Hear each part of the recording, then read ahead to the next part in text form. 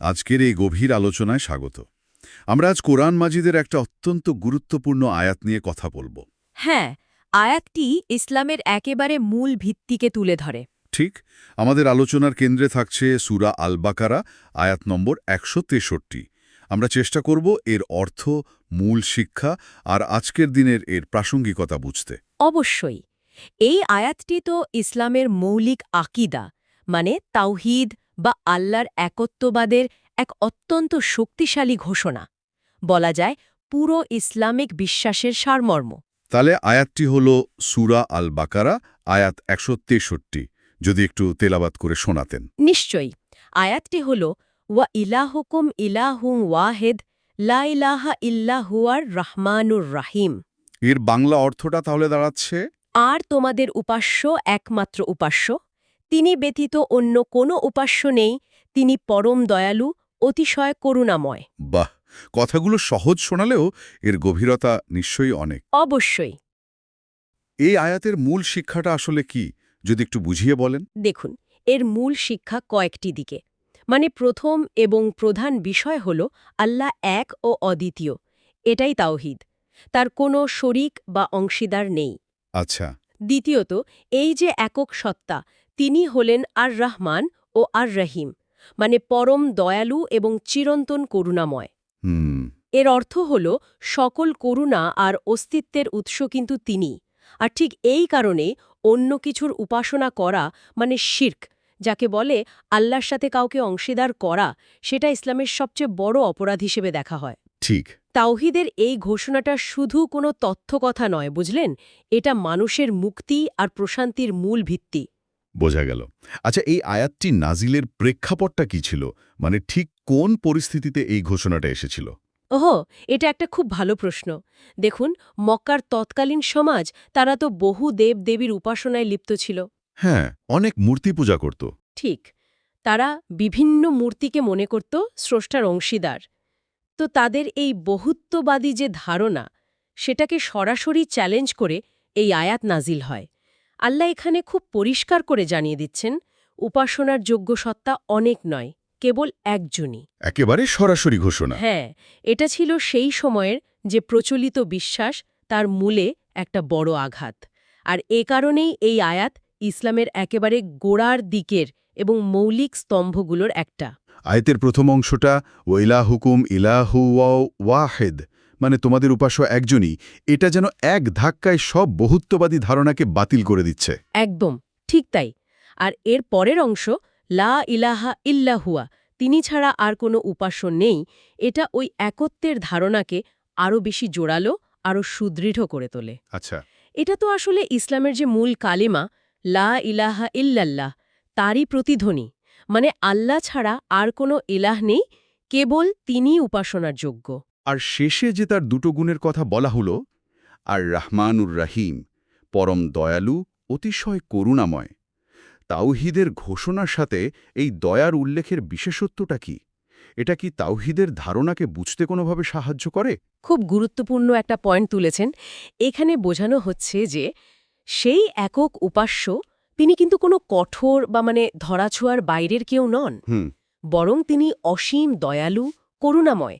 তার একত্বের ঘোষণার ঠিক পরেই তার করুণার এই উল্লেখটা এটা নিশ্চিত করে যে তিনিই সৃষ্টির একমাত্র আশ্রয়, আর তিনিই পরম মমতায় সবকিছু দেখছেন, প্রতিপালন করছেন। তার মানে একদিকে তার একক কর্তৃত্ব, হ্যাঁ, আর অন্যদিকে তার সীমাহীন করুণা। এই দুটো দিক একসাথে মিলে আল্লাহর একটা পূর্ণাঙ্গ চিত্র আমাদের সামনে তুলে ধরে। এই একত্বের ধারণাটা সাধারণ মানুষের কাছে আরও পরিষ্কার করার জন্য কিছু পরিচিত উদাহরণ কি ব্যবহার করা যায়? যেমন ধরুন, হ্যাঁ, হ্যাঁ, নিশ্চয়ই। যেমন একটাই সূর্য, কিন্তু তার আলো আর উত্তাপ দিয়ে সে পুরো পৃথিবীকে বাঁচিয়ে রাখে। তেমনি কি এক আল্লাহ তার করুণা দিয়ে সকল সৃষ্টিকে ধারণ করে আছেন? এরকম কিছু। খুব সুন্দর উপমা। এগুলো একত্বের মূল ভাবনাটা বুঝতে বেশ সাহায্য করে। অথবা আরেকটা উদাহরণ হতে পারে, একটা সুশৃঙ্খল রাজ্যের জন্য যেমন একজনই যোগ্য শাসক দরকার হয়, ঠিক। তেমনি এই বিশাল মহাবিশ্বের যে নিখুঁত শৃঙ্খলা আমরা দেখি, তার পেছনেও একজনই পরিচালক রয়েছেন। আর মজার ব্যাপার হলো, এই একত্বের ধারণার একটা অনুরণন কিন্তু আমরা আধুনিক বিজ্ঞানের বিভিন্ন দিকেও দেখতে পাই, তাই না? ঠিক বলেছেন।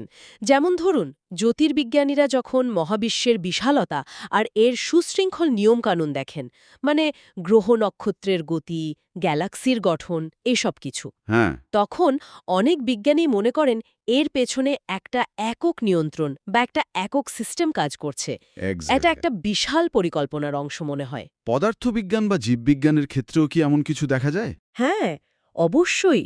যেমন পদার্থবিজ্ঞানে বিজ্ঞানীরা অনেক দিন ধরেই খুঁজছেন থিওরি অফ এভরিথিং বা সব কিছুর তত্ত্ব, মানে এমন একটা সূত্র যা দিয়ে প্রকৃতির সব মৌলিক শক্তিকে ব্যাখ্যা করা যাবে। আচ্ছা, একীভূত সূত্র। হ্যাঁ, এই যে অনুসন্ধান, এটাও কিন্তু এক ধরনের একত্বের দিকে ইঙ্গিত করে। আর জীববিজ্ঞানে দেখুন, পৃথিবীর সমস্ত প্রাণের মধ্যে ডিএনএ নামে একটা মৌলিক জেনেটিক কোড আছে। হ্যাঁ, সব জীবে। এই যে একটা অভিন্ন নকশা, এটাও যেন এক মহান পরিকল্পনাকারী বা একক সৃষ্টার জ্ঞানের দিকেই নির্দেশ করে। মনোবিজ্ঞানের দিক থেকেও তো একটা বিষয় আছে। মানুষ যখন খুব বিপদে পড়ে বা অসহায় বোধ করে, তখন স্বভাবতই সে কিন্তু এক পরম শক্তির কাছেই আশ্রয় খোঁজে, তাই না? অনেকের কাছে নয়। ঠিক ঠিক তাই। এমনকি সমাজেও দেখুন, একজন যোগ্য নেতা থাকলে যেমন স্থিতিশীলতা আসে, তেমনি ইতিহাসে দেখা গেছে বহু দেবতার উপাসনা অনেক সময় সমাজে বিভেদ তৈরি করেছে। এই দিকগুলোও কিন্তু তাওহীদের ধারণার সাথে কোথাও না কোথাও গিয়ে মিলে যায়। তাহলে এই আয়াত থেকে আমাদের জন্য মূল শিক্ষণীয় বিষয়গুলো কি দাঁড়ালো, যদি একটু সংক্ষেপে গুছিয়ে বলি? বেশ, মূল শিক্ষাগুলো তাহলে দাঁড়াচ্ছে: ১. আল্লাহই একমাত্র উপাসনার যোগ্য, তার কোনো শরিক বা অংশীদার নেই। এটাই তাওহীদ। আচ্ছা। ২. তিনি পরম দয়ালু ও অতিশয় করুণাময়। তার করুণা সবকিছুকে ঘিরে রেখেছে। হুম। ৩. এই তাওহীদ বা একত্ববাদী হল মানবজাতির জন্য শান্তি, মুক্তি এবং সাফল্যের আসল পথ। আর ৪ নম্বর হল শির্ক, মানে আল্লাহর সাথে কাউকে অংশীদার করা। এটা সম্পূর্ণরূপে বর্জনীয়, কারণ এটা মানুষের আত্মিক আর জাগতিক দুভাবেই ধ্বংস ডেকে আনে। তার মানে আল্লাহর একত্বে পূর্ণ বিশ্বাস স্থাপনই হল জীবনের মূল ভিত্তি। একদম। সার কথা এটাই, আল্লাহ এক, অদ্বিতীয়, পরম দয়ালু, পরম করুণাময় এবং সকল সৃষ্টির চূড়ান্ত আশ্রয় হলেন তিনি। ঠিক। আর এখানেই কিন্তু একটা গভীর চিন্তার অবকাশ থেকে যায়।